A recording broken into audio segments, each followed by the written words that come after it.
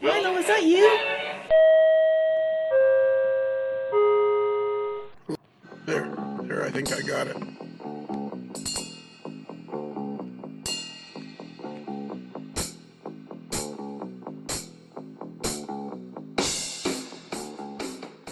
Dave? Lionel. Dave, are you there? I'm here, Lionel, buddy. How are you? I'm fine. Have you recovered from the walk?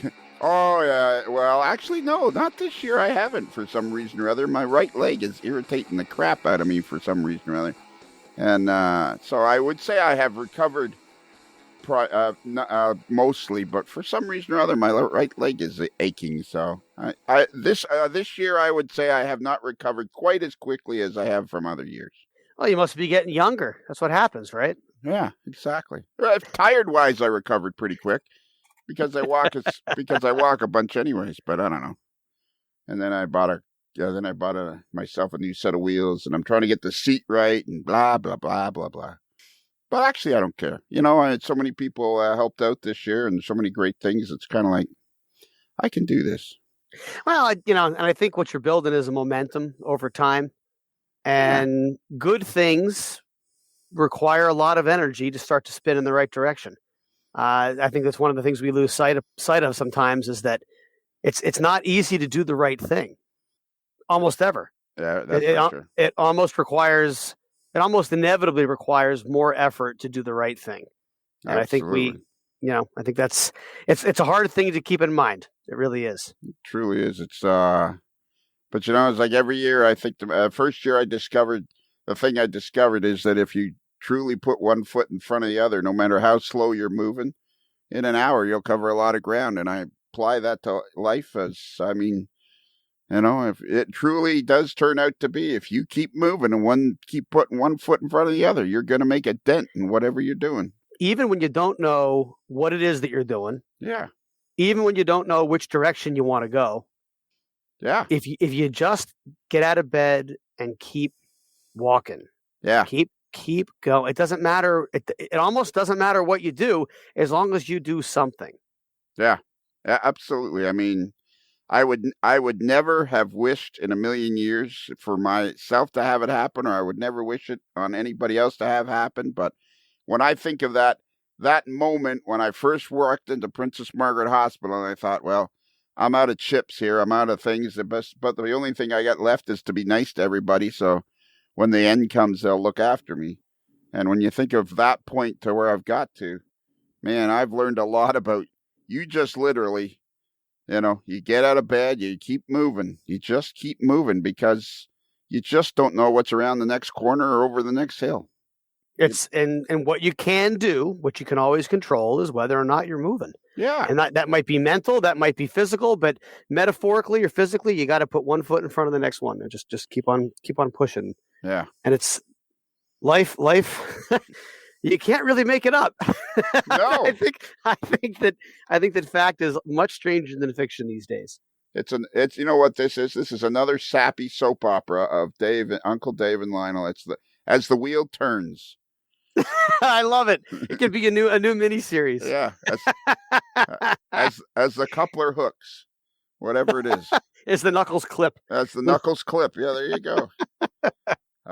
So I know some of it sounds sappy, but Dave and I love talking to each other. And I literally said to him, well, should I just turn on the recorder and we'll do a What's Happening? Because you've done so much cool stuff in the last little while. It has been a heck of a month and a half here. Yeah, it really has. I mean, it's been a heck of a year. Yeah. All things considered.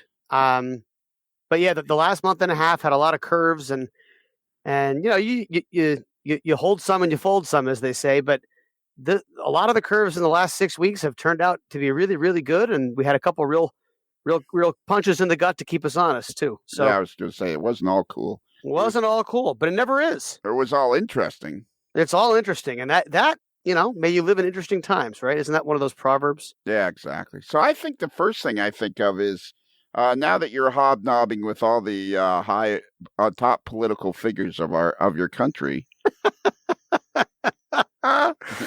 Yeah, I don't know. Like, you never know what's going to happen when you work for a railroad, and maybe this is the case when you're a business owner like yourself.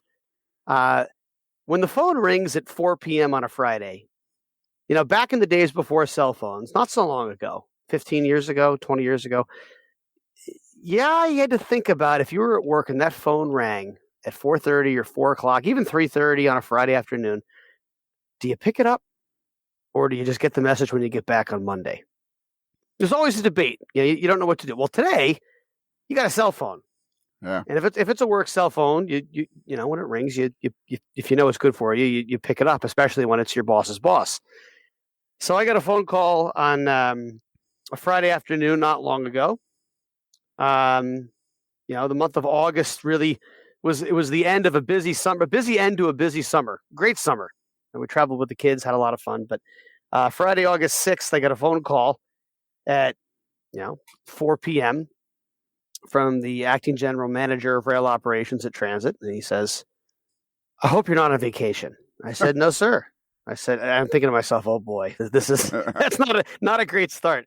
And he says, "Well, I'm not sure if you've heard, but we have a visitor Monday, and we're going to need your help." I said, "Great. What's going on?" He says, "Well, Pete Buttigieg, Mayor Pete, Secretary of Transportation for President Biden, is going to be riding our system, and he's going to start at Somerville." I said, "Oh, that's great." He's like, "Are you going to be able to be ready for it?" I said, "Well, when is it?" He's like, "It's Monday morning at 11." I said, "Oh."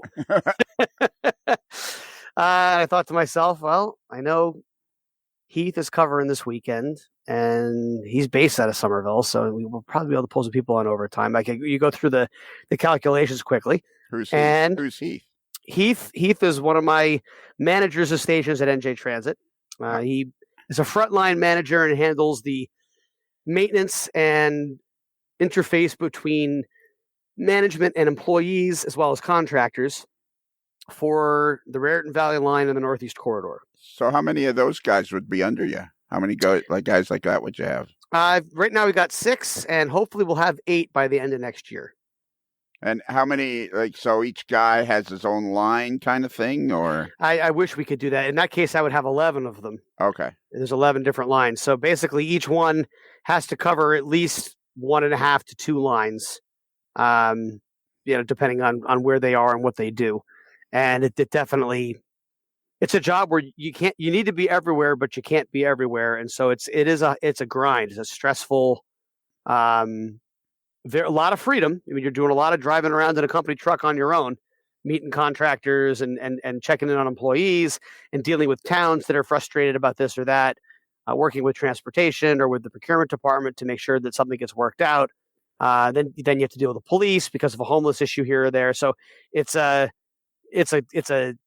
never know what you're walking into when you come to work every day. You know what stations are yours, but you don't know which one you're going to go to. It's a very reactive job. Now, I know you have a meeting every morning.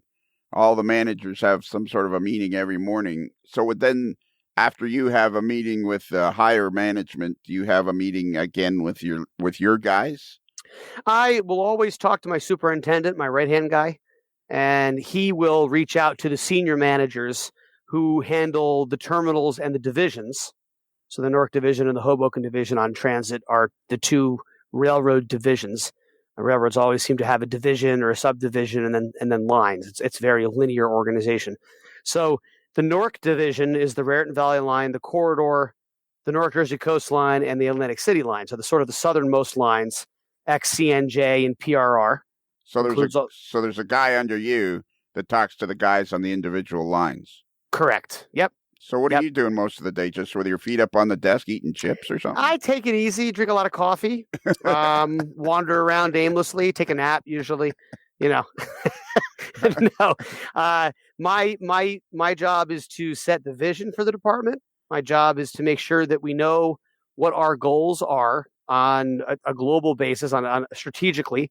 I make sure that we have money and people to ensure that the resources are in the right spot for my frontline managers to do their job and for my custodians to keep the stations cleaner than the rest of the stations in the country. That's the vision. Okay, so now you've done some of your, we have 5 of your reports that you've done that were actual reports that you do on your morning call. So how do you find out that an individual elevator isn't working? So these guys would report to your superintendent, who reports to you, kind of thing. We actually have another branch that reports up to the superintendent, a manager, senior manager, and a manager of elevator and escalator operations. So when a unit goes down, it gets reported by the police or by the public to customer service, or an employee or a conductor, or one of my managers that's doing a site inspection. All of those, whether it goes to customer service or the help desk or the trunk line, or any of the different pieces of or avenues of communication, I should say, that they get you into NJ Transit. All of those groups are instructed to call the response center, and the response center that reports to me. It's a 24/7, 365 operations center for stations issues only. So that the clerks that work in the response center, the RC, will receive the call about elevators and escalators. That report goes to the manager of elevator escalator operations each morning before 6. And then his job is before 7 o'clock to get me a report of not just what's out, but what's come back in and why anything that's out is still out, whether it's a midlife overhaul or construction, or we're waiting for a part to be delivered, or the vendor's en route, or this one got flooded last night, which is part of what we'll talk about tonight. Yeah. And that list is a living, breathing animal that I discuss every morning on the morning call at 7:30. Okay, so the closest thing I have to experience of what it is you do is the Toronto Transit system and their subway system, plus the Ontario GO system, which works around the Toronto area. So how fast? So say, I see them. Occasionally I'll see an escalator that's down, and say an escalator stops working. Like, how fast does somebody respond to that? Largely depends on the station you're at. If you're at one of our major terminals, part of the 24/7, 365 contract to maintain those terminals includes a subcontractor for elevator and escalator. So they're required to have staff, usually 2 shifts a day. Right. And someone can get out there within minutes. And who would so a customer, all of a sudden an escalator stops working, 3 or 4 people fall down. Would they normally call is it kind of something where it's expected they'd call 911? Is that where usually, and where you have escalators are pretty much exclusively in either major terminals or very busy stations. And so when an escalator stops, but there's an emergency on an escalator where you kick in one of the side plates, or the sensors, where it's too heavy, or a piece of luggage gets stuck, anything like that at all, the sensors on the escalator will shut it down immediately, and the brake engages and it stops suddenly. Right. Which is for safety, so you don't end up grinding up luggage, or God forbid grind up somebody's foot or anything like that. That's getting stuck. So I mean, escalators, they're big, sharp machines, and so they have to be very carefully maintained. And it's an ongoing issue, But generally at a terminal, you see when something goes out, it gets reported immediately to either employees or custodians or the police that are right there. And they immediately notify the dispatcher, who calls the trouble desk, who calls the response center, and so on and so forth. And then the vendor will come right out and take a look at a terminal. So pretty quickly, within a few minutes, somebody will appear on the scene, either a policeman or a custodian or somebody, take stock of what's happened. If somebody's fallen, then they call 911. There's a cop there, and pretty quickly, probably within 5 minutes, there are people there that are controlling the situation. That's right. Yep. Yeah. Okay. Yep. And it's an ongoing battle, because we would love to put in one of these remote sensing systems. There's these new systems, new in the last 10 or 15 years, where the internet, has allowed each unit to talk to a central computer. So if you hire out with one of these smaller vendors that comes in, they will put multiple sensors on every one of your units, elevators and escalators, and the elevators and escalators will talk to a computer. And it's a cool $300 or $400 to put on each sensor, and you need 8 to 10 per unit, and then it only costs $500 to $600 per unit per year to maintain. And that sounds great until you are talking about 170 different units that each need 8 to 10, and suddenly I would need an additional $2 to $3 million a year to do this remote diagnostics. Right. And that's not part of my world right now. I wish it were, but it's not. But So generally, there's somebody always around. There's people to respond quickly. It's not something that's left. It's pretty quickly. There's regardless of where the station is or where the escalator or elevator goes down or somebody falls. There's always somebody around pretty quickly, and there's a system in place. I'm sure that all of a sudden everybody kind of comes to life and addresses the situation at hand. without a doubt, yeah, there's a standard operating procedure for these sorts of things, and that's how we handle them as they go on. Yep. But it's it's like everything else. It's dependent on people, and so it's got to be managed, and it's not always perfect. And you roll with the punches. Everybody's doing the best they can with what they got, and if we're not, we'll get better. So Heath is the guy that manages the Raritan line and another line or another half a line. Yeah, a good chunk of the Northeast Corridor too for us. Yep. Okay, Northeast Corridor. Where the hell that would be? So I'm looking at the map. So north. That's the Amtrak main line from basically from New York to Philadelphia. That's the okay. 450 train a day electrified high speed rail line. Yep. So that's a lot for. But Heath is below a couple of levels below you as far as management. That's right. Yep. So Heath reports to a senior manager. The senior manager reports to the superintendent, and the superintendent reports to me. So it sounds like you're kind of a guy. You're the kind of a guy that you don't just know about your superintendent and the senior manager. You know that Heath is the guy that runs that line. You know that Bob is the guy that runs the Gladstone line. You know that sounds like you have your finger on the pulse of the nation, kind of thing. Well, I really think it's one of my core philosophies that leadership is done best by example. Setting a vision and communicating, obviously, that's words. That's a handshake, but you have to have your feet on the ground. If you manage a property, it's important to be present now and again and have your finger on the pulse, not just with your direct reports, but with the whole organization. And so I wish I had the mental capacity to remember 150 names of custodians. I don't. I know most of them by face. Yeah, sure, yeah. But yeah. I always, if I don't remember a name, I'll introduce myself and good to see you again. And you sort of move on. But yeah, you have to be able to talk to people that are delivering the service. Yeah, that's cool. All right. So so all of a sudden you get this call, Pete Buttigieg, the Secretary of Transportation for the entire country, the entire 50 states, is coming to the Raritan line, and all of a sudden you snap, you're kind of sit up straight, and you're thinking, "Holy crap! Well, now what are we doing?" Well, Heath, I called Heath right away. He picked right up, and he says, "Can I use some overtime?" I said, "Absolutely." And we talked to some other departments. We got their support, so we set up a little work crew to be out there Friday night, Saturday, Sunday, and into Monday morning. It's important to me that it's a balance. You want to show important people the real world. You don't want to have it look perfect when they come necessarily, because that's not how it looks all the time.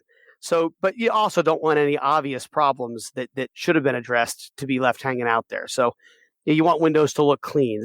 You want to take a little pride in the property that you're showing off.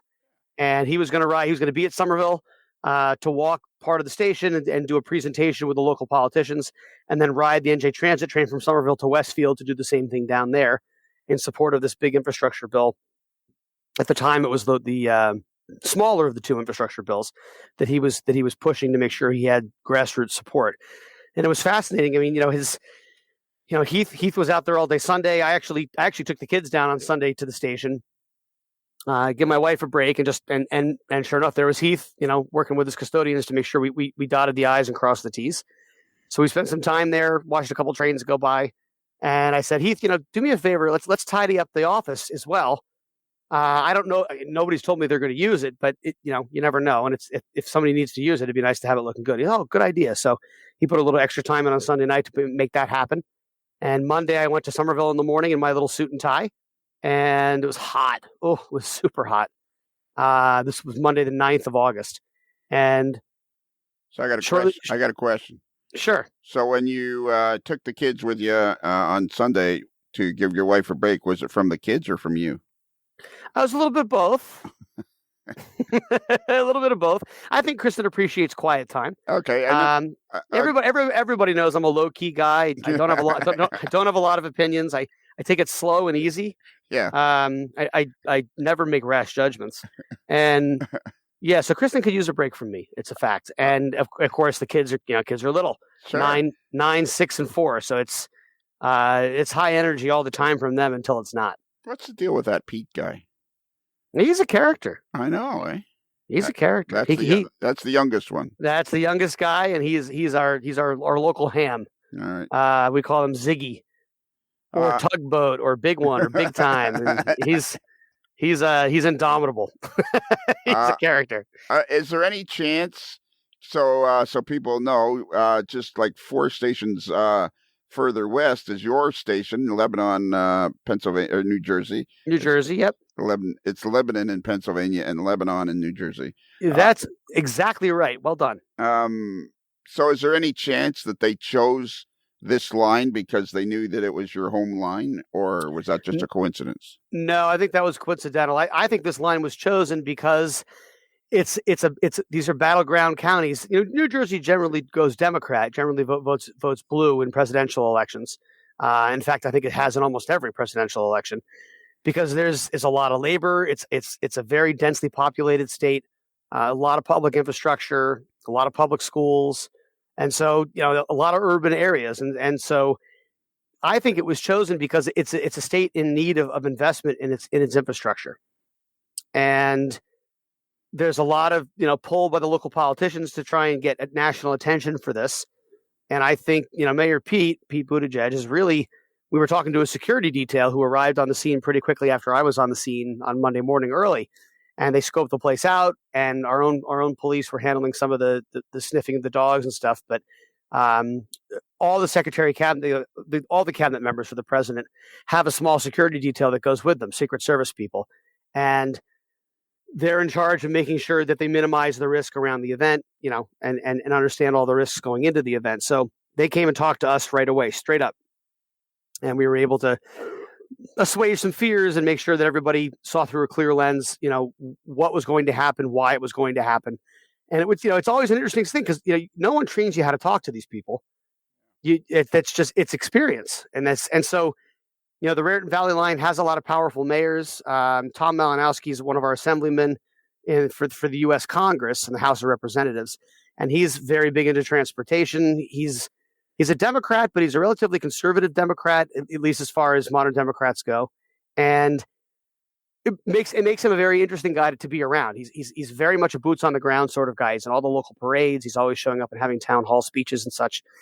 And it turns out from the security we talked to that Pete Buttigieg is the same way. He had been traveling for 2.5 months straight. And they had a new baby at home. And this guy had been in 48 states already in 2021 and have been traveling for 2.5 months straight, pushing this infrastructure bill. That it's just he had hit every town, every place he got invited to. He found a way to get there, and he flying and trains and driving and just what a crazy experience. So the morning goes on, and the station's looking good, and our executive manager starts to trickle in, and they want to know what's going on. I said, well, we're in good shape. And sure enough, I ran into the security guy again, and I thought, I wonder how they're going to do this because it's a construction site. It's a hot day, and they say he's going to arrive at 11, but the event's not till 11:45. So I went up to the security guy, the head guy that I had met earlier in the day. I said, "Look, hey Val, we have an office on site that the secretary could use if it's suitable." And he's this large guy, quick smile, but you can tell you're dealing with Secret Service. And he says, well, no one told me about that office. I said, well, I'm telling you about the office. I said, it's not much. It's our little NJ Transit office. It's the old ticket office here at the station, but we've used it for years. It's got a computer and a printer, and it's got its own restroom. It's got a door that locks. So if it would be helpful, the secretary is certainly welcome to use it. I just want to make it available to you just in case. It's a good idea. I'll let you know. 10 minutes later, he comes up. The secretary wants to use the office. I want to see it. I said, okay, here we go. So we walked inside. We showed him around the office, and he looked around. He says, this is going to work out fine. Very good. I said, well, I got to be honest. The only way I can authorize this, and I smiled, is if I get to meet the man and shake his hand. And the security guy smiles and looks at by this time, the event coordinator for the secretary was also there from the Department of Transportation. And he's a burly guy with a beard, and he says, I think you'll more than meet him. You're going to get a chance to speak with him. I said, awesome. So sure enough, half an hour later, these black SUVs roll in. There's all this buzz and people taking pictures, and the secretary pops out. He's a good-looking guy, quick blue eyes, quick smile, shaking hands. And the executives from our company, walk with him. And then they sort of trail behind as he walks ahead with the security, and they walk up to me. I get to shake his hand, and then I walked Secretary Buttigieg to the office. And we had a little conversation about railroading and how happy I was that he took time to be at our station. If there's anything we can do, let me know. I'll be here. And we went on and on and on, and it was great. We got a chance to speak with him, and he went into the office, needed to print something, and I was tending to details outside. So Heath actually went in and printed some stuff on the computer, handed him an NJ Transit T-shirt, and they ended up talking about railroad spikes. And Mayor Pete had a bunch of different questions about Pandrel clips versus railroad spikes and tie plates, because Heath has all those little things lying around the office. Sure. Yeah. What is this for? And he said, well, this is for curves. He did a great job explaining it. And then they went on and did their event. He got on the train and headed east. But sure enough, the company photographer got a couple images of me trailing distantly behind Mayor Pete as we walked later on in the morning. But it was an intense couple of days. But what a cool thing to be able to talk about going forward.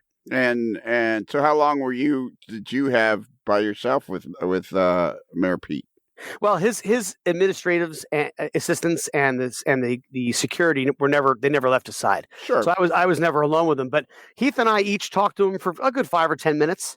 Okay. And then Heath had another 10 minutes later on with him as well. So while I was outside. Right, and he had a lot of interesting questions about trains and railroading and that sort of thing. And obviously, I'm assuming at some point you must have said, and if you're ever, when you're traveling and you're sitting alone, you want a little something to listen to, let me tell you about this great podcast. There's a lot more about trains on it, called A Modeler's Life. I'm sure you really enjoy it. There's several episodes that I'm on. I said, if you ever want to know about the model trains. And it's interesting, one of the things that it's always a fine line. Like, how much do they, he was a very busy guy. He was on the phone the whole time. We're printing things on the computer, and then he's making notes, and he's emailing someone through his little iPad that he carries around. So he was being constantly pulled in a bunch of different directions. And so you wonder how much you want to trespass, Yeah. How much do you want to really make a deal out of being there, and how much attention do you want to grab for yourself? But on the other hand, how many opportunities like this do you get? Well, yeah. So you got to find a way to connect. And what I should have done, I should have said, hey, would you mind if he took a picture of you and I together in this office? Like, it means a lot to us. Yeah, I'm sure he would have said yes. Yeah. And no one would have cared, but I'm thinking, well, what if my bosses see that? Like, it's a little presumptuous to assume. And then I'm thinking to myself in hindsight, they're never going to, no, come on. I should have had a picture taken with him. But in fairness to you, it's probably your first time with a very high-end official from the federal government. So next time you will. At least I'm assuming at some point you offered him your AML button that you were wearing. Well, of course, and the hat. But it was a lot of fun. It was cool, and Heath and the custodians, Derek and Manny, they really rose to the challenge. The place looked great. The trains, there are some snafus earlier that day with signals up on the Conrail main line, but that got worked out and everything came together. It was fantastic. Fantastic. Do you have any idea why he was there? Like, why they would have arranged him to be there like 45 minutes ahead of when the train showed up? Well, he was there to meet with the town officials. And I think rather than be late, this is a guy that likes to be early. Okay. So I think that's the impression I got. So when I heard that he was, he's just going to, what's he going to do? Oh, he's just going to sit in the truck. He's busy. I said, well, Val, we have an office. Yeah. Well, the waiting, I said, no, it's a private office with a locking door and its own restroom and a printer. And his eyes lit up. So it was a good opportunity to invite him in, and it worked out great. So then I'm imagining you got home, you kind of unwound, you told Kristen, your wife, all about it. You probably told your kids all about it. And then you're sitting back with a Drambuie and a big cigar, and you're thinking to yourself, I did pretty good with this political thing. I think I'm going to get myself in touch with the governor. Well, the what happened first was a previously arranged meeting with Conrail.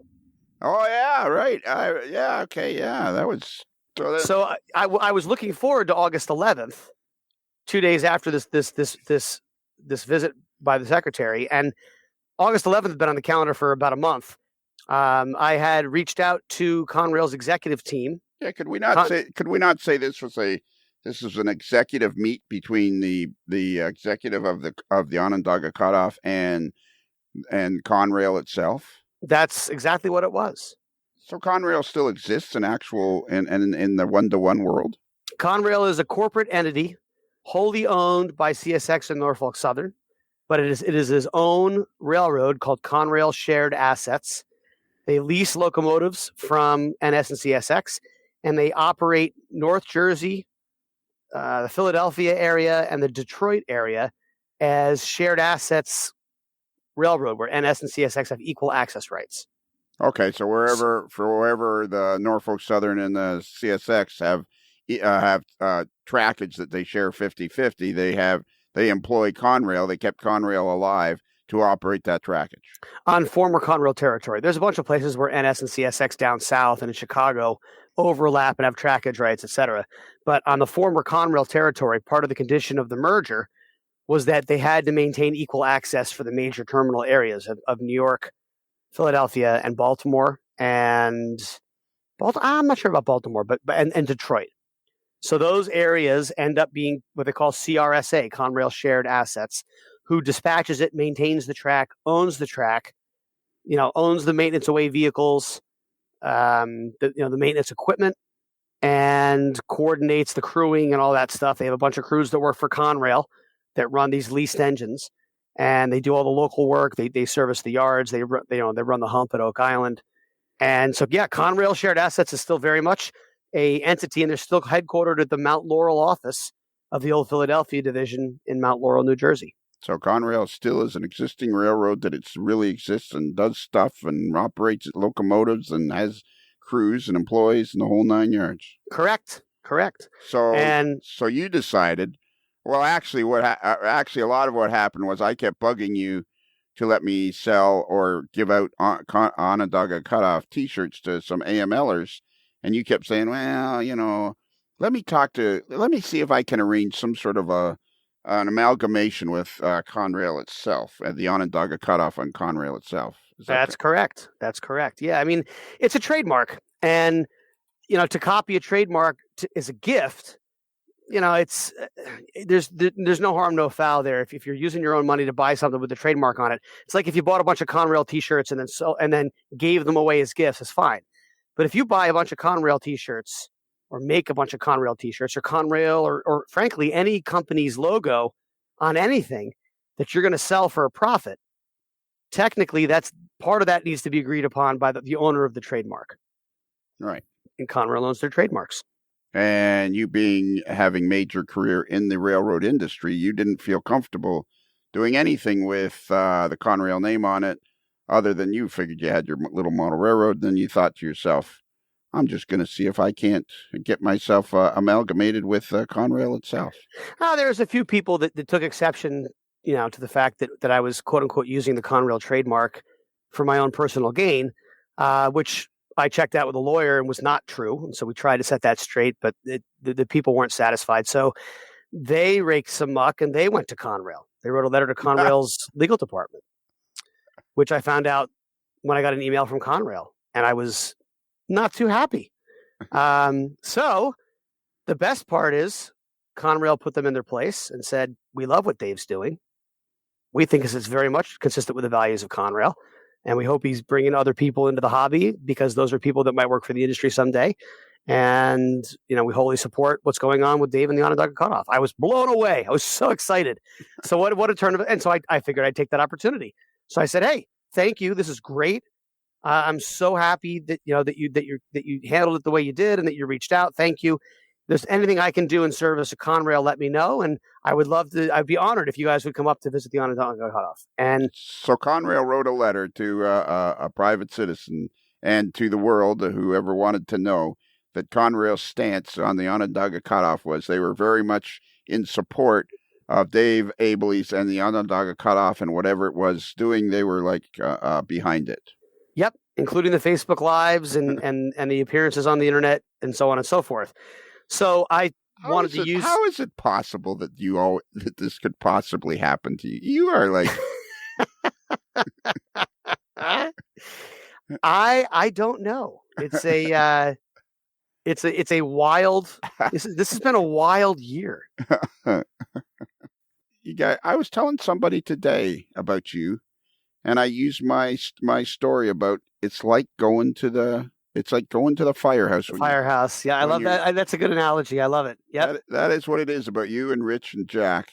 It's about like going to the firehouse. You guys want people to enjoy railroading.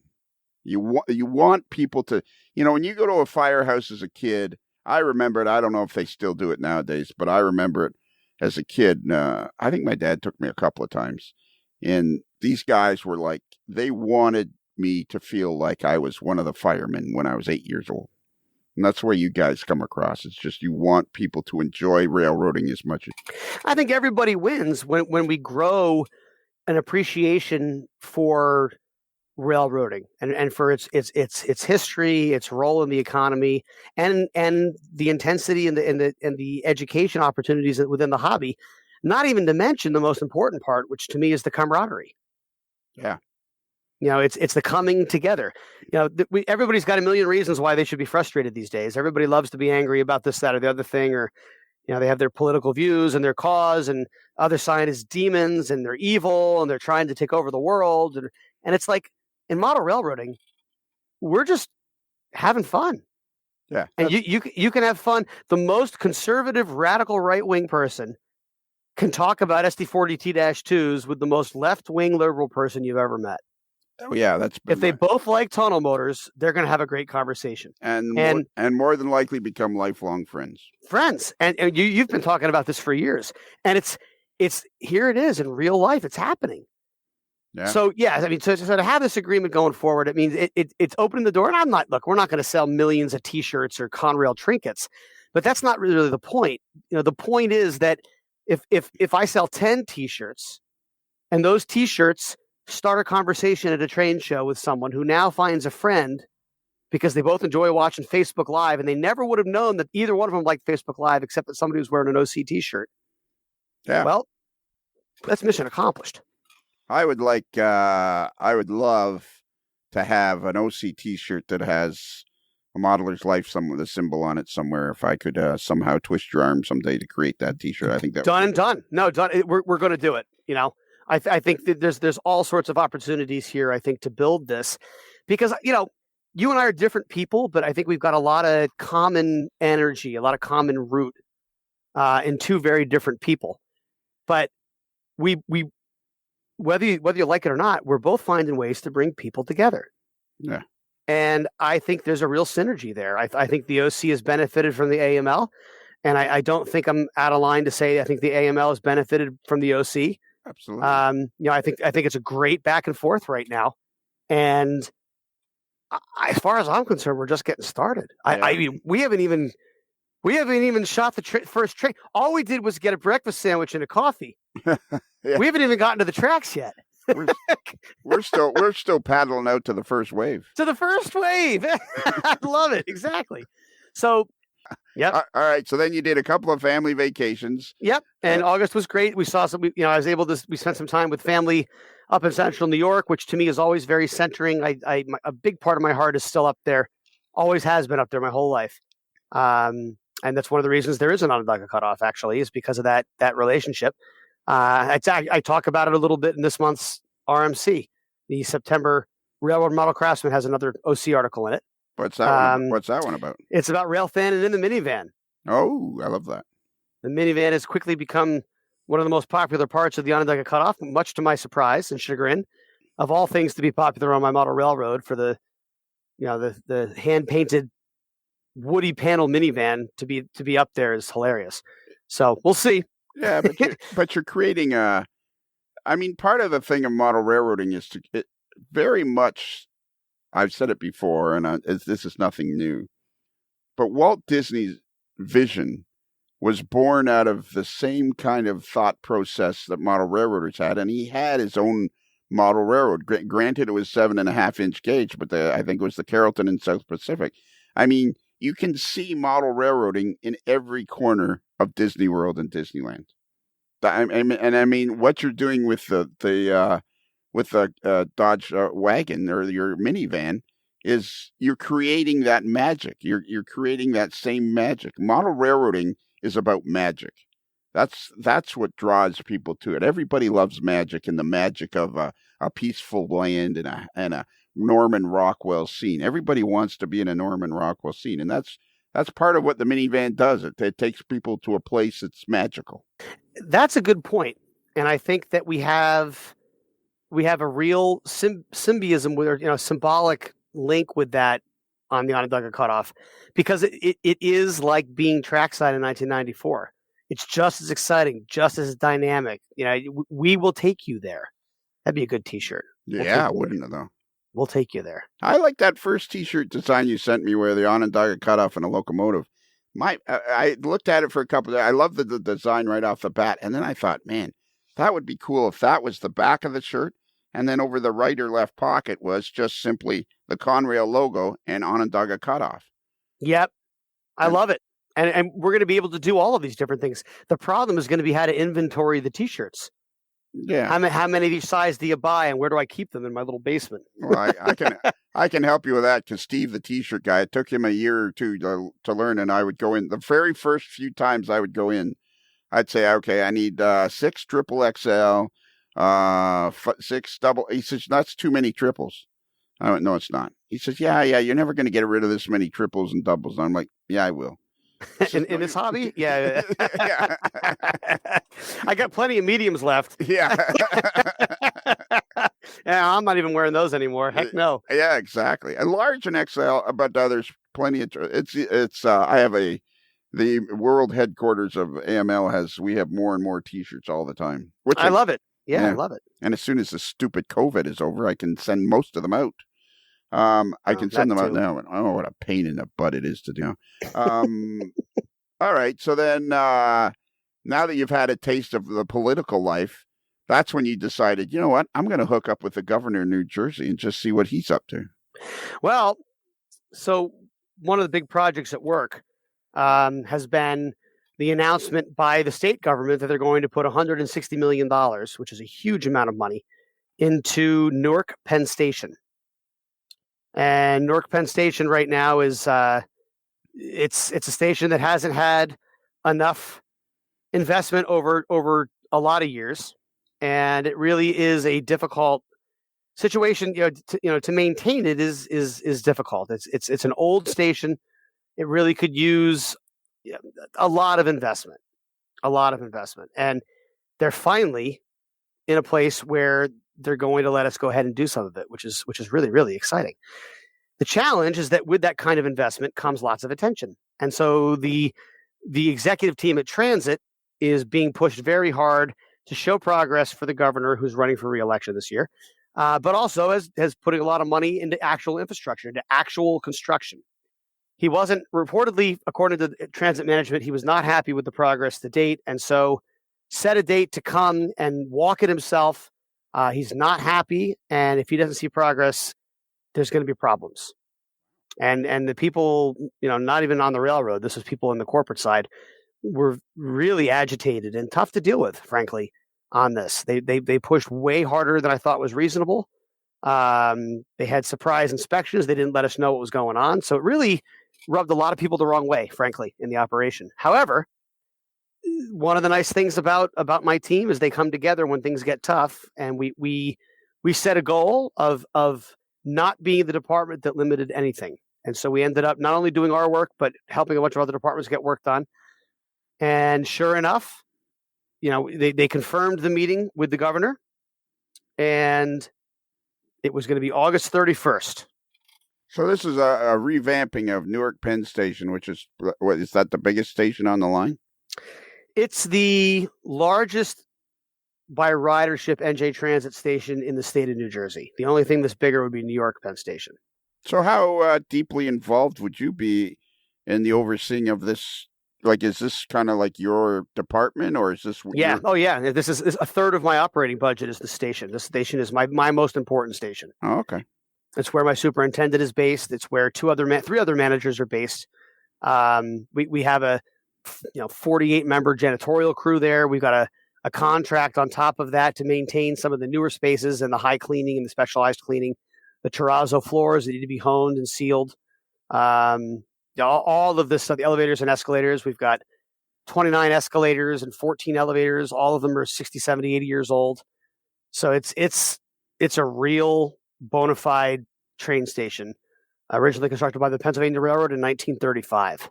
Have you ever stood there in rush hour, kind of in the middle of it, incognito, because nobody would know who you are, and kind of go, "Holy schmoly, I'm the guy in charge of all this"? Oh, that happens to me every time I go through that station. COVID, of course, put the brakes on it. There's far less ridership right now, but as they start to come back, and they're starting to come back slowly but surely, yeah. I mean, there was 90,000 people a day through this station in February of 2020.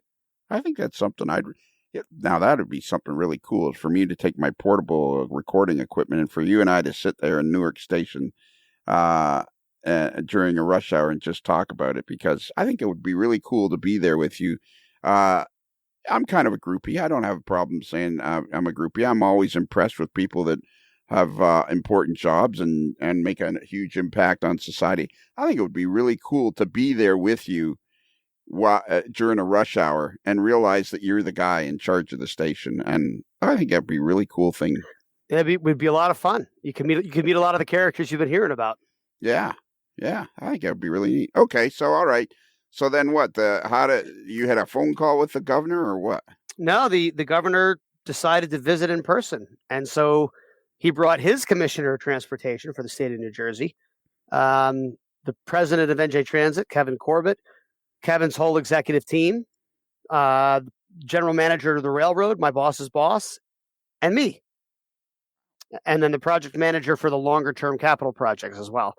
And my role was to take a handoff from the executive team and talk to the governor about history, about how the station works, answer any questions he has, show him the progress to date on what we finished, what we got started, and walk him through the station, and then hand the tour off to the capital team when we got upstairs, when he could see some of the longer term projects. So I got to shake Governor Murphy's hand, and he's a tall, thin character, very smart, very quick, and very focused. So he had a lot of very intelligent questions that I had to think about how to answer in real time. But I mean, there's nothing I love more than talking about railroad history. Yeah. So I actually brought my Triumph 5 book by Charles Roberts and David Messier. This is part of the Pennsylvania Railroad series, the Triumph series, that was written, I don't know, probably 15, 20 years ago. And it's an in-depth look, volume by volume, at different parts of the Pennsylvania Railroad. The Allegheny Summit, or New York to Philadelphia, or Pittsburgh to Chicago, or what have you. All the different pieces of the PRR. Fabulous research, great photographs, well put together. They're beautiful books. So I brought Triumph 5, which deals with Philadelphia to New York, and has a whole couple pages on Newark Penn, the surveys, the construction, the track layouts, the staging plan to build it. And I showed the governor the book, and he was interested. Really had some good questions. And we went to one part of the waiting room where I showed him the picture. I said, "Come over here, sir. You have to see it from this angle, because you'll see what our goal is. This is an opening day picture before they unlock the doors for the public. This is 7 a.m. on a summer day in 1935. And he's like, and there it is. I said, yes, sir. There it is. I told him, I said, you're the first administration to come in here and give it the kind of capital attention that it's going to need to make it operable for my group for the next couple generations. You're making a historic investment in the crossroads of my system, my most important station. We can't thank you enough, because this is what it takes. This is the kind of attention we need to make sure we can provide for the future travelers. This is it. And we've been asking for years, and you guys are coming through, and we're indebted to you. So rest assured, we're going to see this through. This is the right thing for the station. It's the right thing for the railroad. So this And time out, this Triumph 5 book, like there's a series of books, the Triumph series of books written by, like you say, Charles Roberts and David Messer. And what do you know about, like, that's a pretty, I've never really heard of these at all. these are the Bible if you're a PRR fan. And I'm a New York Central fan, but you can't, any objective student of railroad history, there's no other conclusion besides the fact that the PRR was awesome. In its heyday, when it was run by engineers and it was run by, financiers, and it was one of the largest and most powerful corporations in the world. It had, 250,000 employees or something like that at its peak. I mean, gargantuan company. And you're talking 1920s, 1940s, the standard railroad of the world. And they did things their way. They did it with a lot of arrogance. They did it with a lot of pride. They did what people thought no one could do. They put tunnels under New York with their own money. They electrified a railroad in the United States. They a 4-track main line.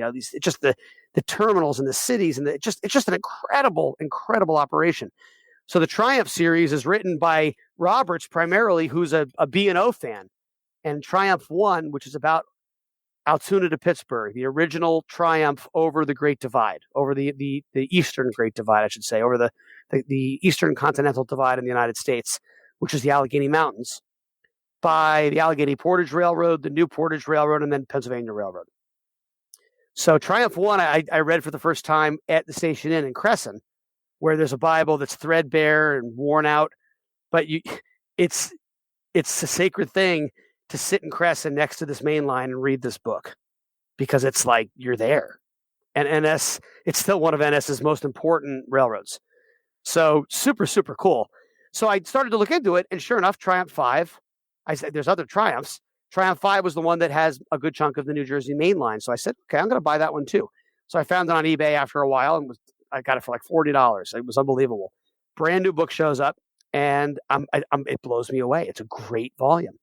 So I thought, when I had to give this tour, I said, boy, I'll bet you that book would come in really handy. So sure enough, I carried the book around.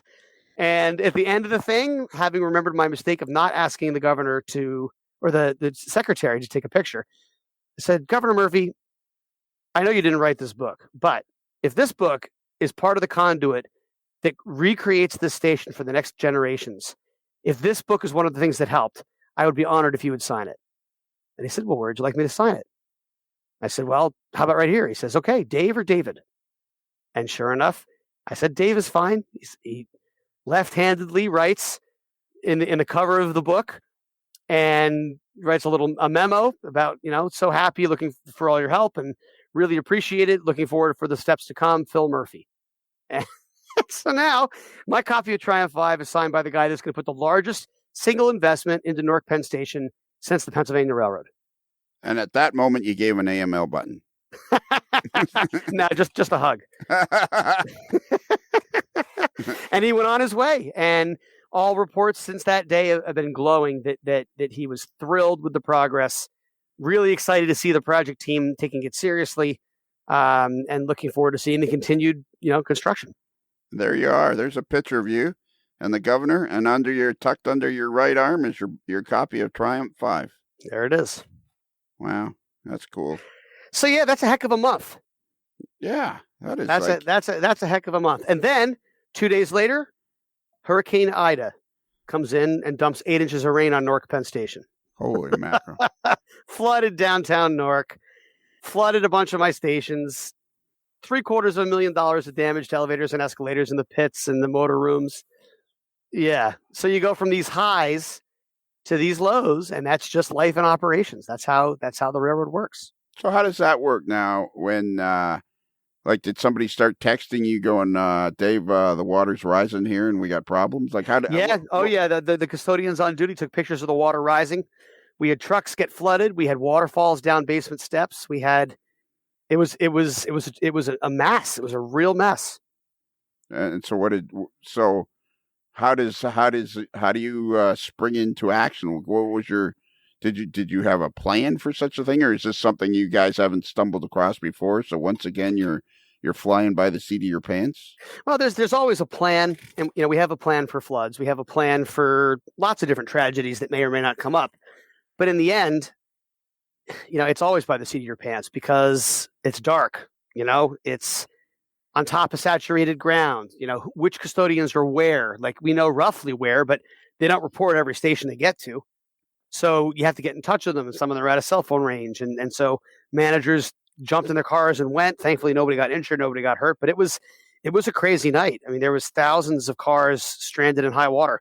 Yeah, 27 people in New Jersey are known dead. yeah, yeah. It was tragic. I mean, the water came in so fast. People climbing out their car windows in Home Depot parking lots because they can't open the door because the water came up so quick. The weight is too great to open the door. And so thankfully they were able to open their windows before it shorted out and jump out of the passengers' windows. People that were unable to do that drowned in their car. 20 people. Wow. I mean, it's terrible. It's horrible. It is terrible. It's terrible. So thankfully everybody got home safe.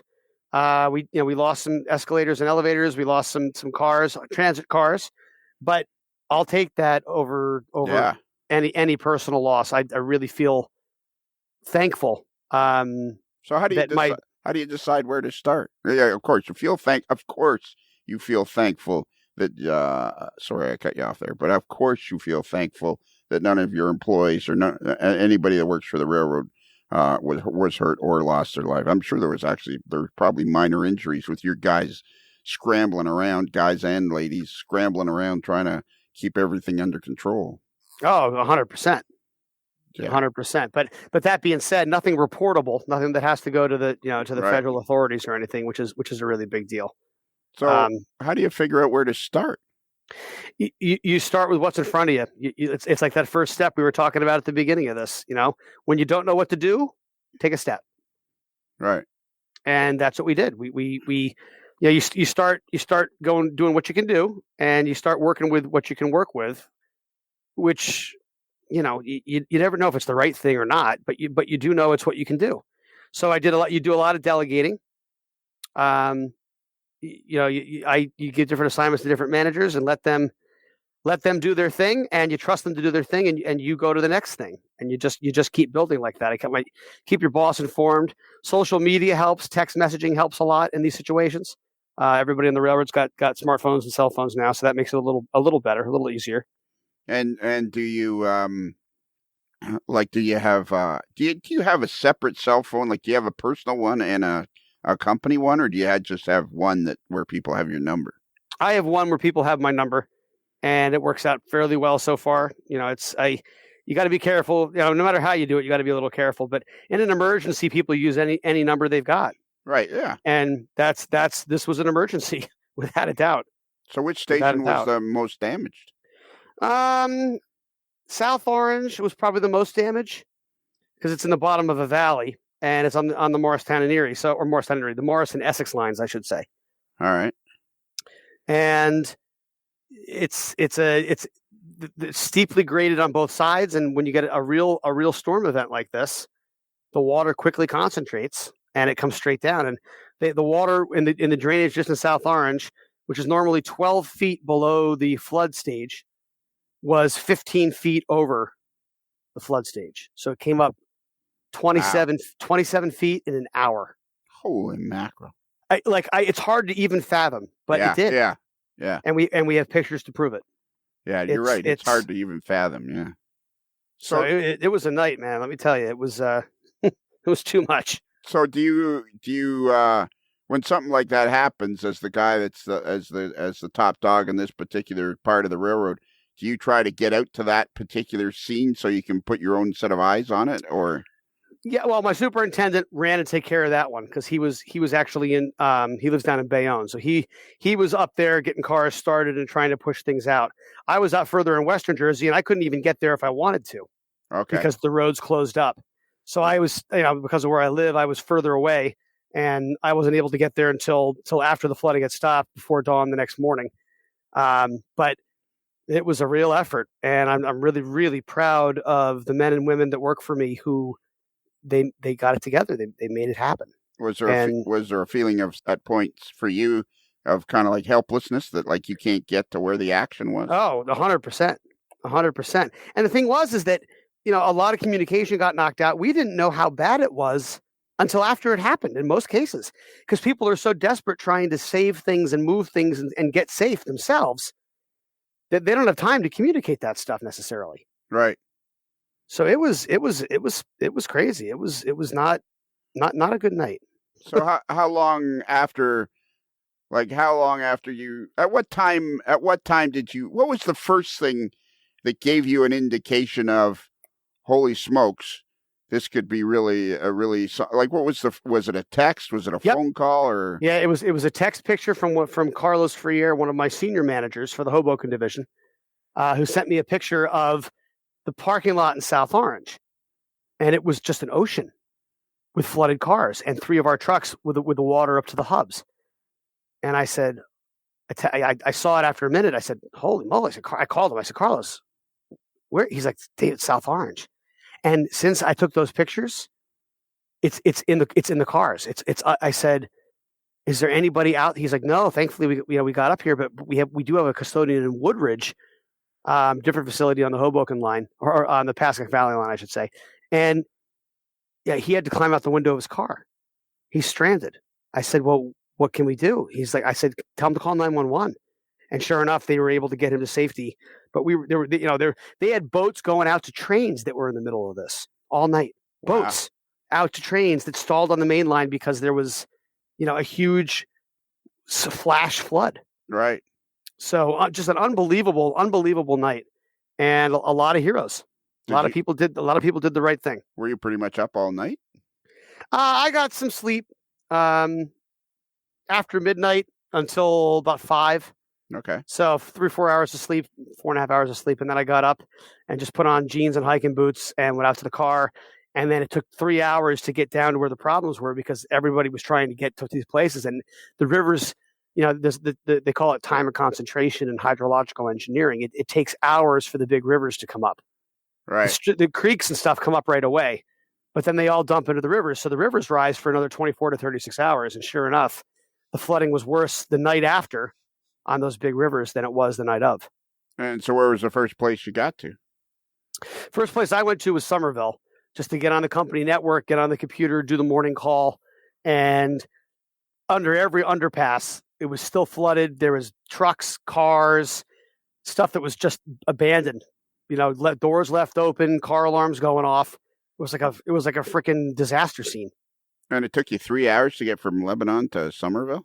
Yeah, wow. Because every bridge was either underwater or so backed up that you had to pick your way through it.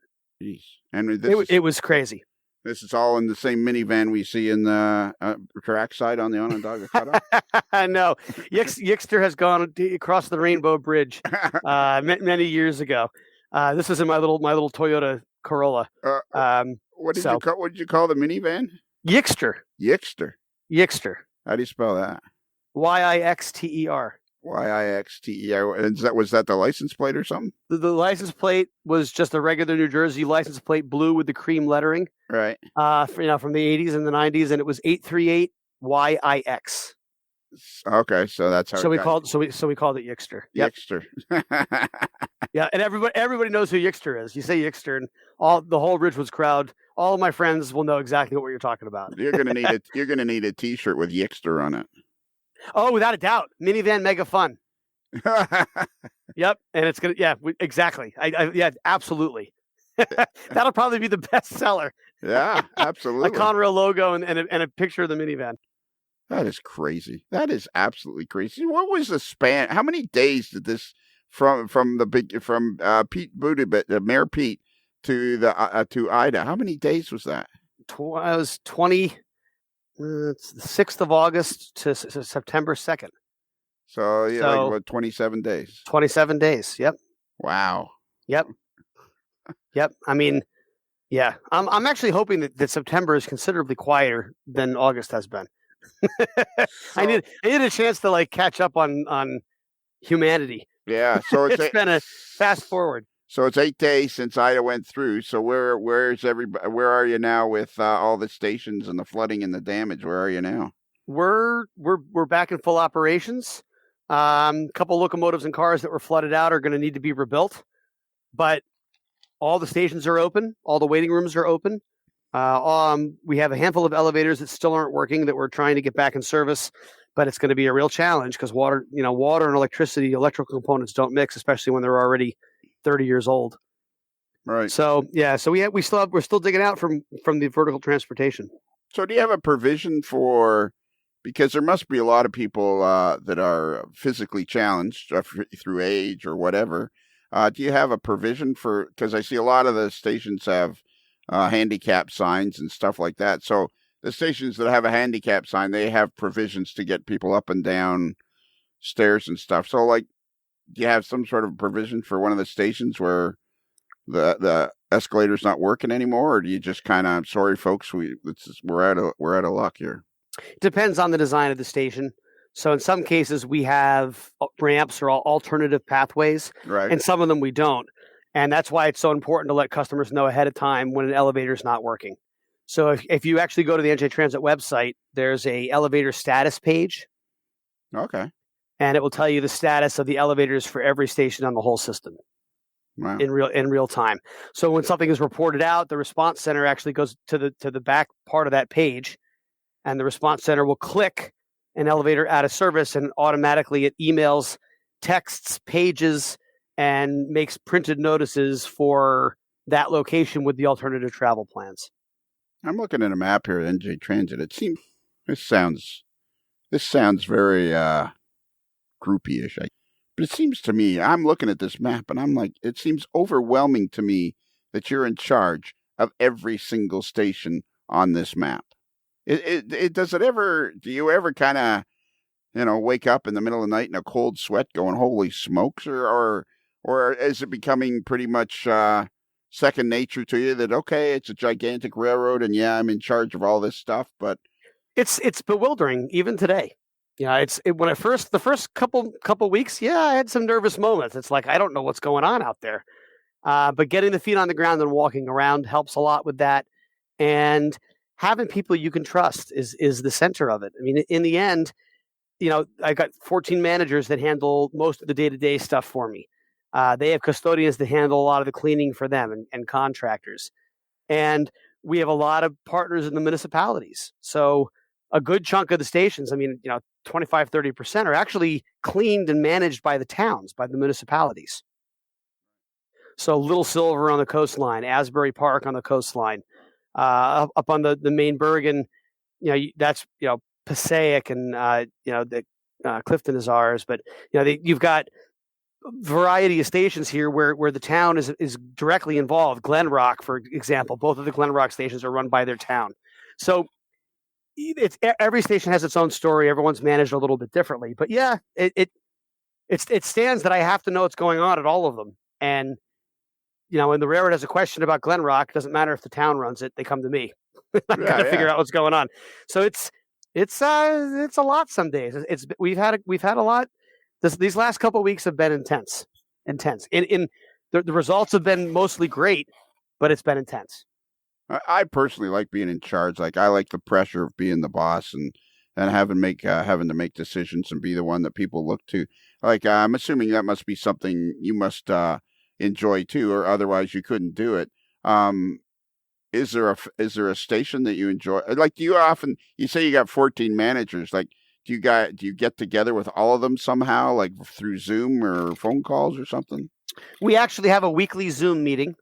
Actually, Microsoft Teams, but same difference. Yeah. As sort of a rendezvous where we can catch up with each other and make sure that we're all on the straight and narrow, moving in the right direction. That's something we've done since COVID. We used to have quarterly meetings like that in person. Right. And since COVID, we went to weekly meetings. We were still with the weekly meetings because the staff really seems to get a kick out of it. Sure. Some people respond to one-on-one. Some people respond to groups. I'm more of a grouper myself. But I enjoy the one-on-one as well. Obviously, that's how you and I have gotten close. And again, each person can be managed a little bit differently. Each person responds to different things. Sure. I think you said there's 155 stations. Do you have a favorite? It's a good question. Are some of the questions not so good? Yeah. Yeah. It's hard to beat Newark Penn just for the sheer intensity, the architectural characteristics, the pressure, like you said, and the pride. I mean, there's a lot of people that take a lot of pride in that station, despite how old it is and how hard it is to maintain. Great camaraderie at that station. Okay. But Hoboken Terminal's waiting room is probably the grandest on the system. All right. Hoboken has a lot of needs too, but that waiting room is just spectacular. All right. So forget the big stations. Do you have a favorite small station? Oh, I love a bunch of them. Some of the ones I think that look the coolest are White House, old C&J Stone Station, White House, right next to Lebanon. Right. Lebanon has a cool little station building as well. And I love Union and Roselle Park because they're on the Conrail Lehigh line. So in addition to the 65 transit trains in 24 hours, you also get 30 to 40 freight trains. Which line is that? That is the Raritan Valley line at the East End. Everything with you is about the Raritan Valley line. There's other lines here, There are, but they don't have mainline freight trains on them. Okay. Not like that. Have you ridden every piece of rail on the transit? Yes. Okay. And how often would you do that? Do you feel like you need to do that on a semi-regular basis? I think all NJ Transit employees should be riding the railroad, frankly. Right. Or the bus or the light rail, depending on what you're handling, But to understand how your project or how your people or how your vision is affecting the users, the customers, the general public, you have to go out there and see it. You can't do it from home. You can't do it from behind the desk. And some tasks, look, you got to be at. My office is at headquarters for a reason. Like there's a lot of meetings, a lot of face-to-face stuff with other administrators helps get stuff done. But where the rubber meets the road for the operation is at the ballast edge. It's on the station platform. It's in the cab of a locomotive or in the body of the coach, and you have to be able to make time to be part of that to really have a good finger on what's going on for the company. So I believe strongly in that. I ride trains at least a couple days a week, if not all 5 days a week. Mostly the Raritan Valley line because that's the line I commute on, but other lines as well. I mean, it's the fastest way to get anywhere on the Northeast Corridor. Right. It's to hop on a train in Newark. You'll be there faster on the train than you would by the car. And since all my jobs are at stations, that it makes sense that you just take a train that stops at those stations. So would you ever say on the Mount Clair line, you just every once in a while you just hop on a train and very quietly sit there and watch the world go by and kind of look at each station as you go through it, and have you ever just kind of? Oh yeah, I do that. I try and do that on most lines at least once a year. Okay, that'd be cool. Give or take, where I just take a day when I've got only a meeting or two, do the meeting, and then say, "Hey, Kristen, let's meet at Mount Arlington for dinner tonight." Right. Or I'll meet you at Hackettstown at the brewery for dinner. Right. And she can drive from Lebanon up to the station, and I'll take the train from Newark all the way out there, and I get to see the whole line. Ah, cool. So I've done that a bunch of times. That's fun. That's a fun way to do things. I'd like to do that with you. Yeah. Oh, yeah, we could do it. Is there a chance that you'll ever be? I feel like there's a very good chance that someday you'll be the president of the railroad. I don't know. I'm not sure that I want to be. Well, regardless of that, I feel like there's a good chance that someday you will be. We'll see. That's thankfully it's a ways off. Sure. I love what I do. I think I could carry a positive energy to that office. For me, it's a question of the family life. A lot of people at those levels don't spend much time at home. Yeah, I like my wife. I like my model railroad. I like my kids, and no, I mean they're not going to be little forever. Yeah, and it's a long life. It's one of the shadows that haunts me though. Is that I watched my mom die at 51. Right. Here I am at 44. Sure. So she was very sick at 44, and those kind of shadows, they follow you. Yeah, they follow you for sure. But I think it's one of the things that's made you the person you are. Occasionally people complain that when you and I talk, it's like a sappy soap opera. And it's, he's right. It's the pin. It's another episode as the pin drops. But that's it. Good. Look, you can call it what you like. It's honest. Yeah. And if you think this is too sappy, then, look. But I think it's the tragedy that you went through with your mother. I mean, I feel that must have been far more difficult than anything I've ever done. And It was defining. yeah, There's no question it was defining. And it's not the first time I've been called sappy, and it won't be the last. And no, I'm okay with it. What you see is what you get with me. It's transparent. It is what it is. My heart is open yeah, to these things, and I think people are better together. well, for sure. And if people can take a little bit of the sappiness and relate to their own life, and maybe it makes a difference in the way they, hold the hand of their kid or hug their wife or whatever it is. Look, that the world gets better when that stuff happens. So I'll take it. I'm staying sappy, my friend. Yeah. No, I agree 100%. Now, something that concerns me, something that I find is something that is now starting to, as I'm driving along, I'm thinking, it'll be one of those things that creeps into your head. You'll think about it for 5 minutes and think, blah, blah, blah. Well, okay, maybe this direction, maybe that direction. Maybe I should say this. Maybe I should say that. You enjoy model railroading probably as much as anybody I've ever met, and you enjoy the camaraderie and all of that stuff. And do you think you can keep yourself from feeling too much responsibility? Like I'm concerned. Like I'm looking forward to the next 5 books you write, regardless who you write them for, regardless what they're about. I'm looking forward to the next 5 books. I'm looking forward to all the stuff you're going to do. I'm going to be the first guy to join your Patreon channel. But do you feel like you can keep the pressure of you have to produce something at arm's length? Like, like I know the book has probably got a completion date of 1.5 years or 2 years out. But do you think you can understand that compared to running your job at New Jersey Transit, it's a distant second. It's important, but it's a distant second. Sure. Yes. What I want to make sure I do, both at work and in the hobby, is I want to make sure that I underpromise, but I overdeliver. Right. It's a central theme. I believe in underpromising and overdelivering, and I believe in continuous quality improvement, which was a Conrail term actually for a management trainee program they had. And that's not to say that I'm not satisfied. People say, oh, being satisfied is terrible. Then you just stall. What's that saying again? Well, I think there's a difference. What was the Conrail saying? Continuous quality improvement. Boom. That's on the front of a T-shirt, and on the back, the Onondaga cutoff. Yeah. 100%. I love that. All right. Because if you're satisfied with what you've done, that means you've done it well. And you should appreciate that, sit with it, consider it. Those are good things. But you can always do a little better. You can always be a little more open, a little more patient, a little more firm sometimes, a little more clear. You can be a little more lighthearted, a little more inclusive, but hold people a little more accountable, which I think is a healthy thing too.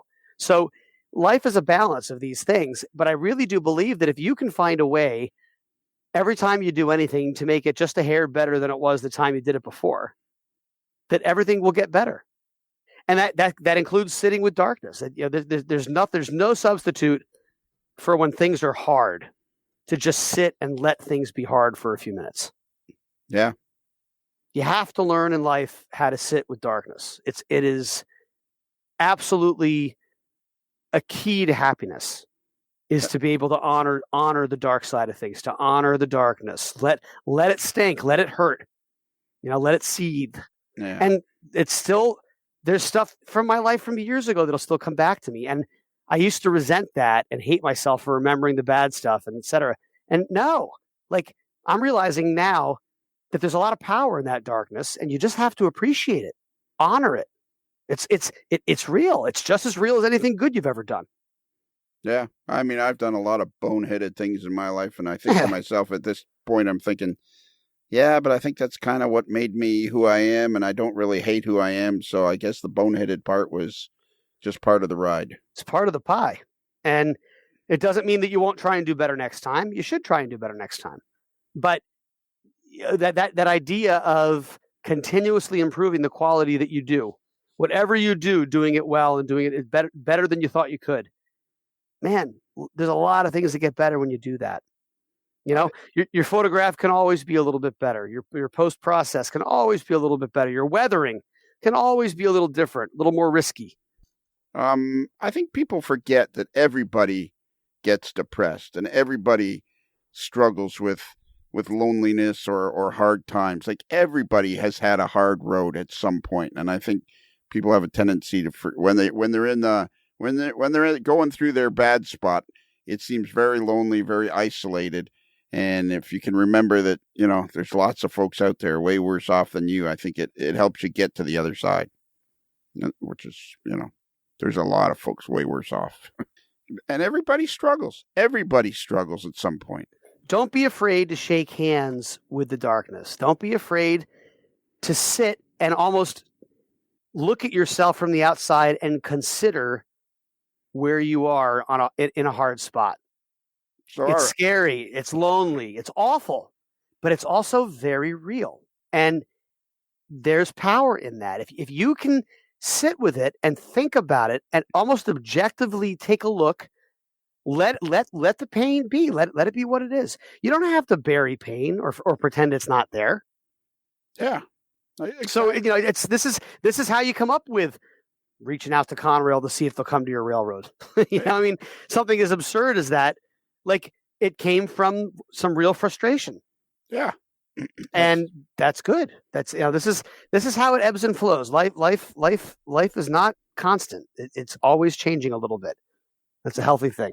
So what am I going to say to Dave when he's writing this second book about yard operations? What is it? Yard designs, yard operations? Both. It'll be a yard guide to model railroad yards and operations. Okay. So what do I say to Dave in a year's time or a year and a bit when you feel like you've got to make the deadline, and I'm sitting here going, yeah, but it's been a busy stretch. So if you don't make the deadline by 6 months, try to calm yourself down. What do I say to Dave at that time? I think just that, but I think that it's, the nice part is first of all, I gave myself plenty of time. I underpromised. Right. And I plan on over-delivering. We're already through the introduction in chapter 1 and starting on chapter 2. I've already got almost half the pictures identified that we need. And, when I have free time, I just, you plug away at it a little bit. So it's a balancing act. And, what future Dave needs to realize is that, all of these things come in time. Just, you got to take a measured approach. You got to get some rest. Yeah.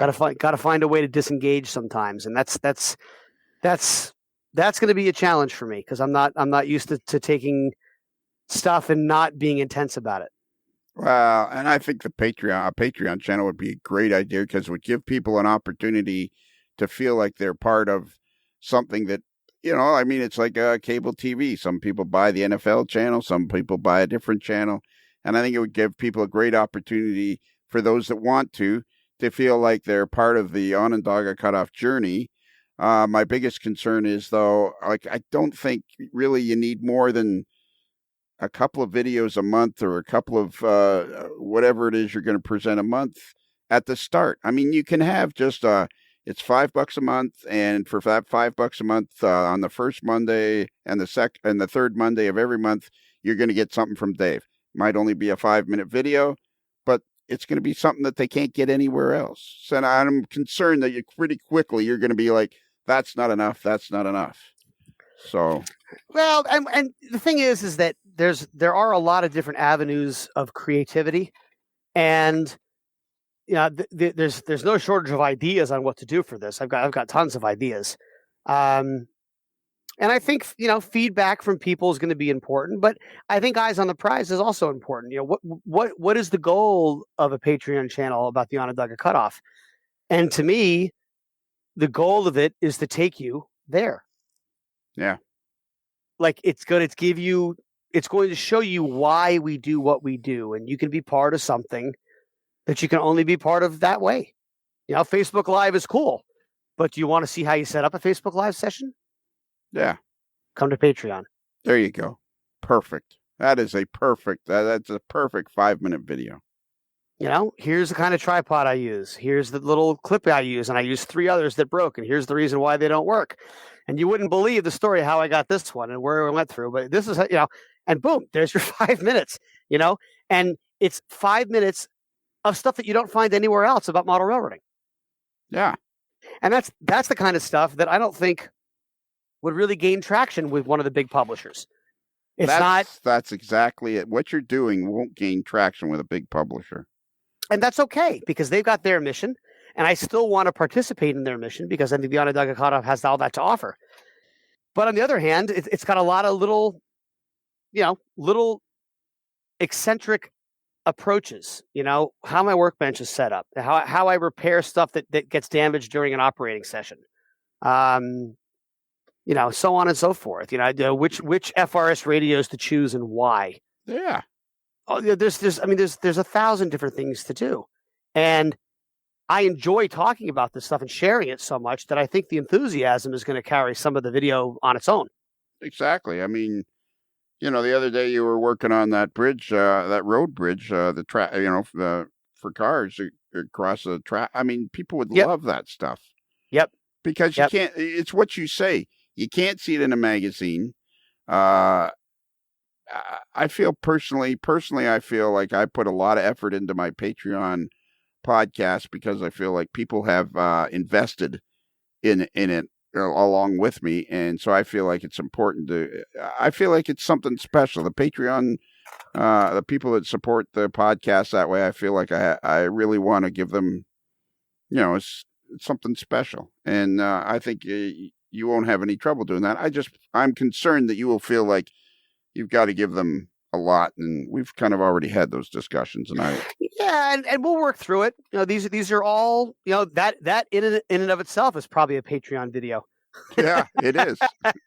So there's ways to work around that, and it's Patreon by itself is going to be an interesting little view into how we do things on the OC, and how you can partake in some of that energy.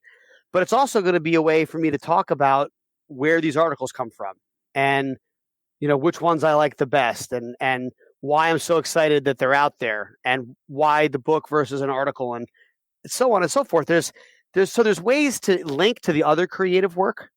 Yeah. Oh yeah. And I think that what Patreon will be finally is the glue that holds a lot of the other OC creative work together. Yeah. So if you want to understand the book versus the article versus the AML, I love the long form interview. I think it's a perfect complement to articles in the magazines. Perfect way to discuss stuff like the book. But if you want to understand how that stuff relates to the Facebook Live video, Patreon's where you need to be. Yeah, for sure. Because it's you'll find so many things. You'll be over pretty quickly. You'll be like, oh, okay, well, I don't have any room for that, or oh, okay, I don't have. I mean, the thing that I've found with a podcast, and I talk about it a lot lately, is I am literally overwhelmed with all the people that I want to talk to. I mean, today I was just talking to Jason Klocky, Klokke.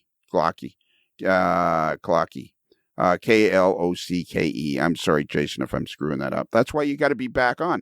I said to him, did I ever send you a headset? And he said, well, I don't need one. I'm happy just listening. And I'm thinking, no, man, you're a locomotive engineer. You got a beautiful layout. I got to figure out a way to talk you into coming back on. And there's so many people to talk to, and the hobby is just like, I talked to a fella. We interviewed a fella the other night, Josh Clark, who has NS Modeler 24, a YouTube channel. He's a 27-year-old guy, a med student, who was introduced to me by Seth Gartner.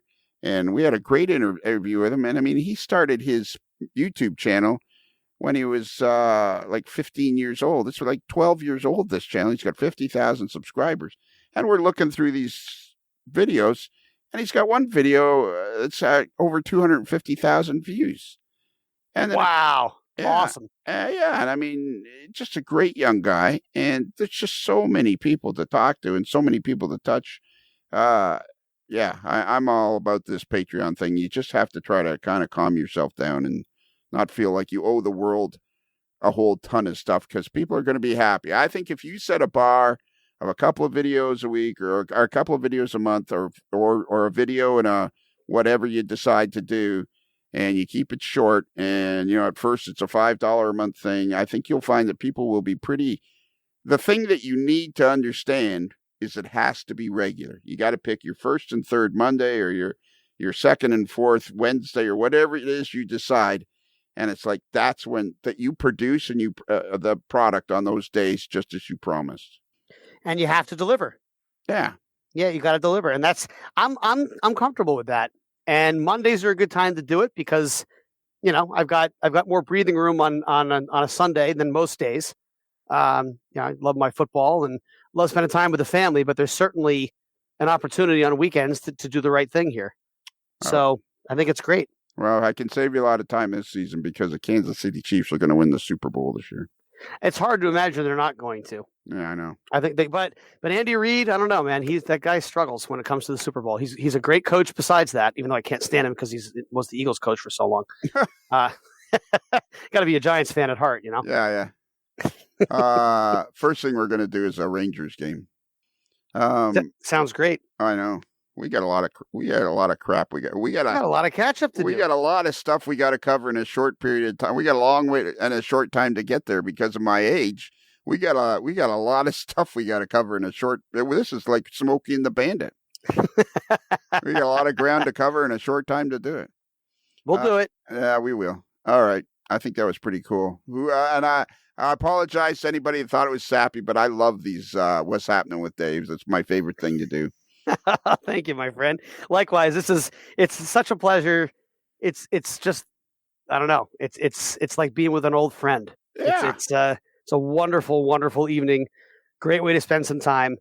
And, people just, life is what you make it. And you and I, we're going to have a good time going forward here. Oh yeah. Which, like I say, we're still paddling out to the first wave there. All right. So our email address is modeler'slife@gmail.com. That's modelers with one L, like, hang on here. That's modelers with one L, like Annandale, which is the next one past Lebanon. Good call. Not two L's like Somerville. Nicely done.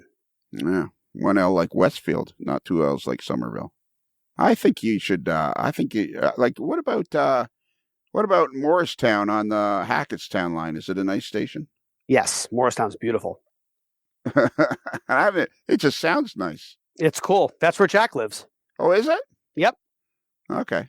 Yep. Neat station. So, do you guys have like a card you just flash to get on the train, or what? We use our employee IDs. Okay. Your employee ID counts for passage as long as you keep your eyes open when you're looking. You're sort of the eyes and ears of the system. So they rely. We really rely on employees for a lot of our heads up about station conditions or weather conditions to assist when something goes wrong. So yeah, it's one of the employee pass allows you to ride in the body of the train in performance of your duties or on the way to work. I bet there's a lot of employees that love being part of the system and love trying to make it work better. It is a lot of fun to be part of something that carries this much weight and is this important to the regional and national economy. It's awesome. It's a real calling. Yeah, I can't wait to take a ride on it with you. That's like right up there on my. It's quickly surpassed going back to the Indianapolis 500. Wow. Well, again, hope I'm not overpromising here. No, I don't think so. In the end, it's the kind of stuff I like to do is, like I said, I'd like to sit in the Newark Penn station with you during rush hour, knowing that I'm sitting beside the guy that's in charge of the station and all the stations on the line. I think that would be very cool. Oh yeah, it's a lot of fun. It's a lot of fun. And then you go upstairs and sit and you're on one of the busiest railroads in the Western Hemisphere. And it's just train after train after train. It's awesome. It's awesome. Yeah. That's like someday I want to just show up in Manitowoc where Spoon operates his local freight and not tell him and just be standing in a crossing as the train goes by. That would be great. Okay. So if we got the email address, we also have a website, A Modeler's Life.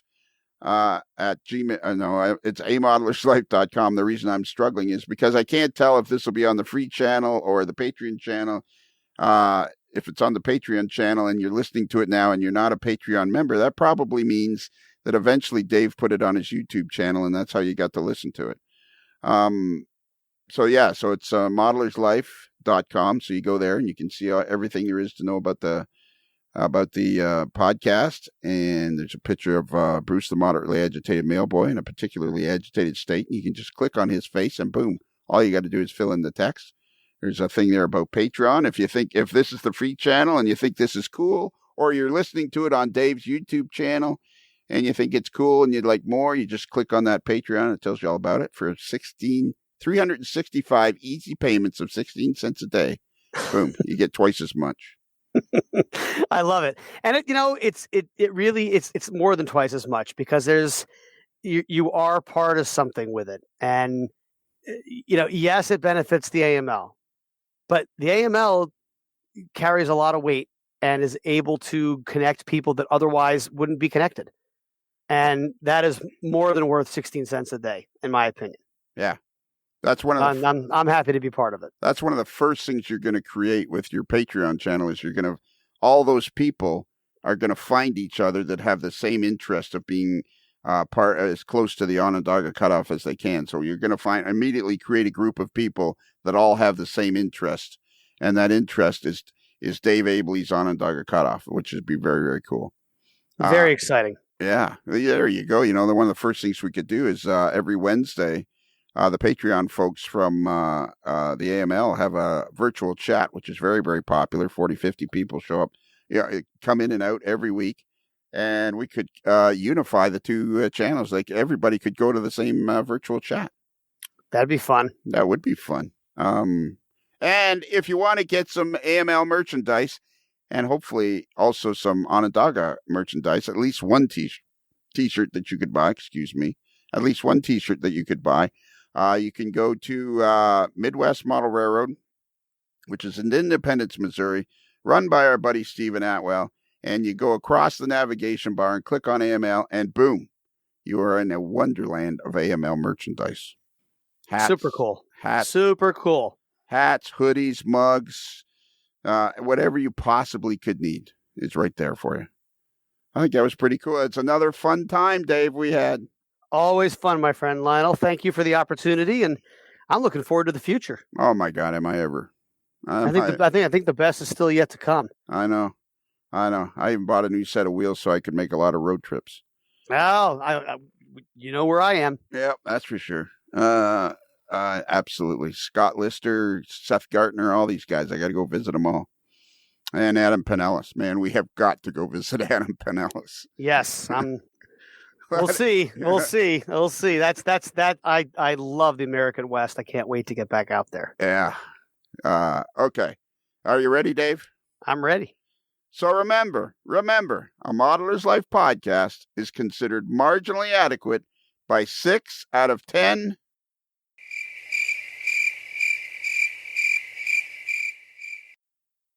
Dave, you turned your mic off too soon. Oh my, after all that.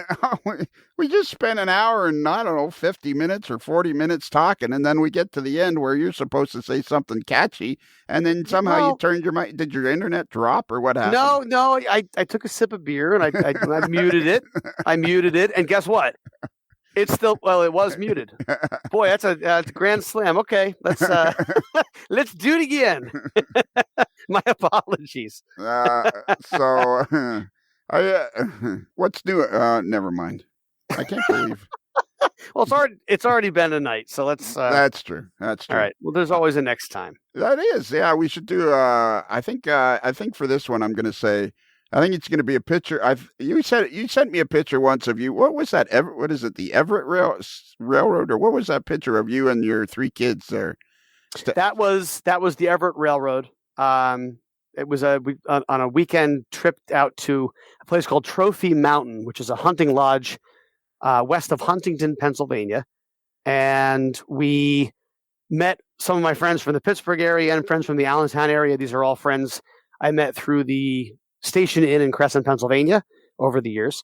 Right. And we met there. They've all had kids around the same time, so all the kids can play together. We watched some trains and had a good time. So one of the activities this year from Trophy Mountain was to go out and ride the Everett. And we rode it in this blazing thunderstorm. And Alan Maples, the owner of the Everett, runs this little steam engine, which is beautifully maintained.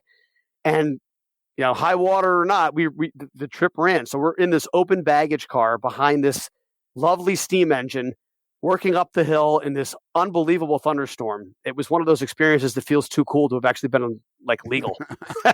And the kids are getting covered in soot and smoke and water. I'm getting covered in soot and smoke and water. And the picture is from the spot where they turn this back at the middle of the run. And you can see I'm all matted and greasy and covered in coal cinders. And the kids are in heaven. Teddy's dressed in some engineer's outfit, pointing at the steam engine. But it was a fun moment. The photograph captured by my friend John Kays, and that was the Everett Railroad. Actually, I don't want you to take this the wrong way, but most of the time I see you're always kind of sweaty and matted. So, well, it's hard work. It's hard work being Super Dave. I was writing this, and I was almost putting after all that stuff on the.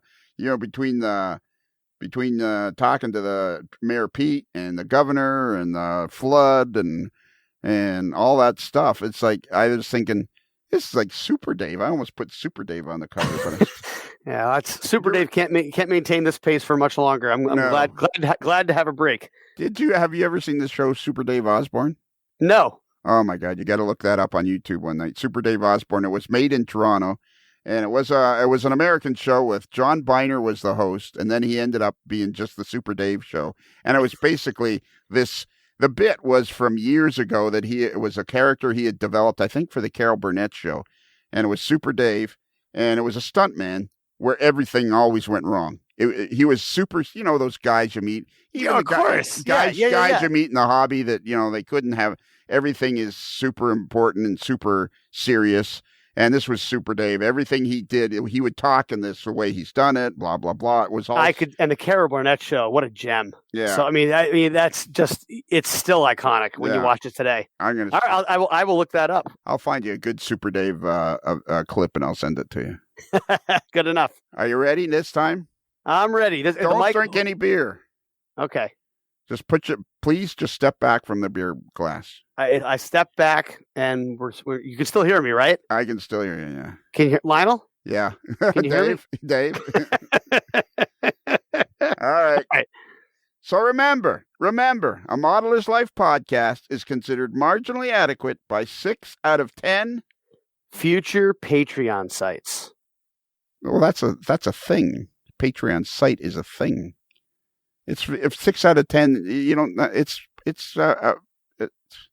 Have you ever been on this podcast? Patreon site owners. There you go. That's what I said. No, you stopped at sites. Patreons? I didn't say owners? No. It does really sound like I've had too much beer. Oh my God. I'm not getting paid enough for this. Tell me you're rubbing your face right now. Tell me your glasses are up on your forehead and you're rubbing your face. Tell me you're not doing that. I'm not doing that. Oh my God. I'm doing that. I apologize. I lied to you. I am doing that. I'm going to rubbing my eyeballs out of my. I'm like. All right. Okay. Try one more time. This is it. This is our third try. First time you cut out, you turned the microphone off. Second time you just talked about inanimate objects. Third time, let's see if you can get it the third time. So remember, a Modeler's Life podcast is considered marginally adequate by 6 out of 10 doctors. What was that? It's 6 out of 10 anything. You've been on the show. I know. This time I was just pulling your leg. Oh my God. All right, my glasses are on my forehead. Oh, okay, all right. And this is getting painful. Okay, I'll stop joking around. Do you work for me? I guess that could go both ways. That's true. That's usually when you find my glasses on my forehead and me rubbing my eyes with my. I love my employees. Most of them have been with me for years, decades, but sometimes it's kind of like, have we ever done it that way before? In the last 22 years? I have to admit that I thought that would come off more funny than it did. Yeah. That was mostly annoying, and I apologize to your listeners for the Yeah. Okay. So let's do it one final time. One final swing here. I try not to tell you how to live your life, but if I was you, I wouldn't quit your day job. So remember, a Modeler's Life podcast is considered marginally adequate by 6 out of 10 model railroad operators.